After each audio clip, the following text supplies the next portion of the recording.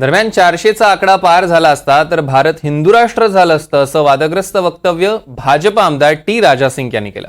दरम्यान या वादग्रस्त वक्तव्यानंतर सुरू झालेल्या वादाचा आढावा घेऊया या रिपोर्टमध्ये। चुनाव में अगर हम 400 पार कर देते हैं तो हिंदू राष्ट्र घोषित हो जाता मेरे मित्रों।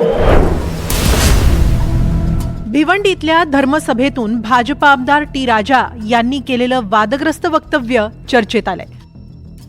भाजपने 400 पार केलं असतं तर नक्कीच भारत हिंदू राष्ट्र झालं असतं असा दावा भाजप आमदाराने केलाय। लोकसभा निवडणुकांपूर्वी भाजपने 400 पारची घोषणा दिली होती, मात्र प्रत्यक्षात भाजपला 240 आणि एनडीएला 293 जागाच मिळाल्या।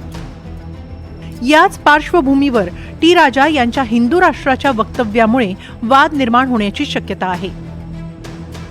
अगर इस बार चुनाव में अगर हम 400 पार कर देते हैं तो हिंदू राष्ट्र घोषित हो जाता मेरे मित्रों। हिंदू राष्ट्र घोषित हो जाता।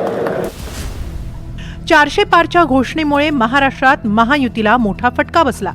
स्वतः एकनाथ शिंदे आणि अजित पवार यांनीही अति आत्मविश्वास भोवल्याची कबुली दिली होती।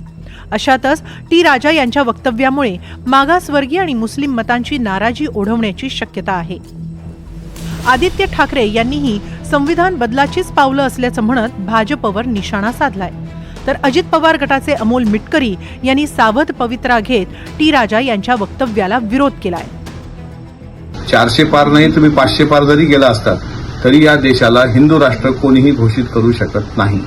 आणि राहिला प्रश्न हिंदू आणि भारत या विषयाचा, तर हिंदू धर्मामध्ये ज्या भगवान श्रीकृष्णाला आपण मानता त्या भगवान श्रीकृष्णाने यदा यदा ही धर्मस्य आणि ग्लानिर्भवती भारत असं सांगितलेलं आहे।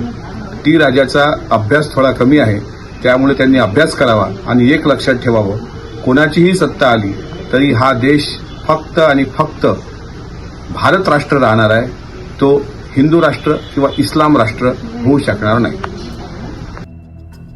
तसं टी राजा आणि वादग्रस्त विधानांचं समीकरण नवं नाहीये। यापूर्वीही अशाच वादग्रस्त वक्तव्यांमुळे टी राजा चर्चेत आले होते। टी राजा सिंह हे भाजपचे तेलंगणातील आमदार आहेत। 2022 मध्ये त्यांनी मोहम्मद पैगंबर यांच्याबद्दल आक्षेपार्ह विधान केलं होतं। चिथावणीखोर आणि प्रक्षोभक भाषेचा वापर केल्याप्रकरणी हैदराबाद पोलिसांनी त्यांना अटक केली होती। वाद पेटल्यानंतर भाजपने टी राजा यांचं निलंबन केलं होतं।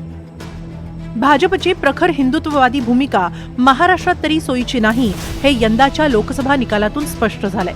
त्यातच हैदराबादच्या आमदाराने महाराष्ट्रात चिथावणीखोर भाषणं करणंही भाजपसाठी अडचणीचं ठरू शकतं।